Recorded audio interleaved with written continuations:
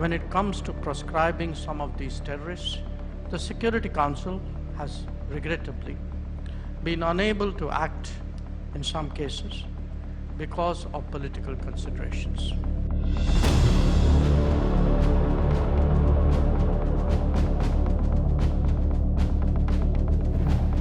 ये वो मंच था जहां दुनिया के तमाम देशों के दिग्गज एक साथ बैठे थे।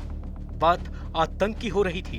आतंक को जड़ से खत्म करने को लेकर चर्चा चल रही थी। एकजुट होकर आतंक के खिलाफ एक जंग लड़ने की योजना बनाई जा रही थी। सभी देशों के प्रतिनिधियों ने अपनी बात रखी, लेकिन भारत का मौका आया तो जयशंकर ने दुनिया को वो आईना दिखाया जिसे देख सबके होश उड़ गए। Conspirators and planners of the 26/11 attacks continue to remain protected and unpunished. When it comes to proscribing some of these terrorists, the Security Council has regrettably been unable to act in some cases because of political considerations. Mumbai में United nation security council यानी UNSC की विशेष बैठक के दौरान विदेश मंत्री S Jaishankar ने आतंकवाद को लेकर चीन और पाकिस्तान के साथ साथ संयुक्त राष्ट्र को भी खरी खरी सुनाई। जयशंकर ने यूएन को घेरते हुए कहा कि जब आतंक पर लगाम कसने की बात आती है तो संयुक्त राष्ट्र भी कार्रवाई करने में असमर्थ रहता है। जयशंकर के निशाने पर यूएन के साथ साथ चीन था, क्योंकि पाकिस्तान में पल रहे आतंकी हाफिज सईद के बेटे को ग्लोबल टेररिस्ट घोषित करने में यूएन असमर्थ रहा। वजह बना था चीन, क्योंकि पिछले दिनों आतंक पर लगाम कसने को लेकर चीन बेनकाब हुआ था। चीन ने संयुक्त राष्ट्र सुरक्षा परिषद में पाकिस्तान में छिपे लश्कर तैयबा के 2 आतंकियों को बचा लिया था, जिसमें से एक था साजिद मीर, जो मुंबई हमले का मुख्य साजिश करता है। दूसरा है लश्कर आतंकी हाफिज तलहा सईद, जिसे चीन ने बैन न करने की सिफारिश की थी और भारत और अमेरिका की तरफ से लाए गए प्रस्ताव को वीटो कर रोक दिया था।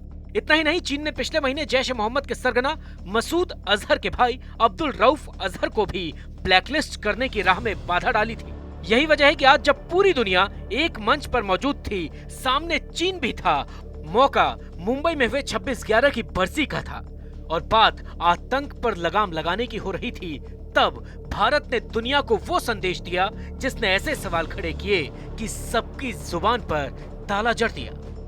Now, in another month, we will be observing the 14th anniversary of these ghastly attacks on Mumbai in November 2008.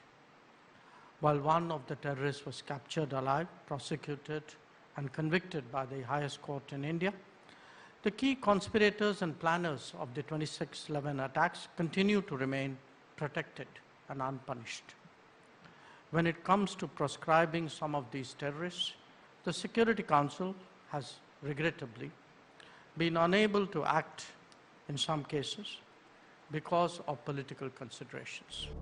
Jaishankar के इस बयान से दुनिया को इसलिए भी सबक लेना चाहिए क्योंकि बैठक से पहले सुरक्षा परिषद के सभी देशों के राजदूतों ने 26/11 आतंकी हमले के शहीदों की स्मारक पर श्रद्धांजलि अर्पित की थी।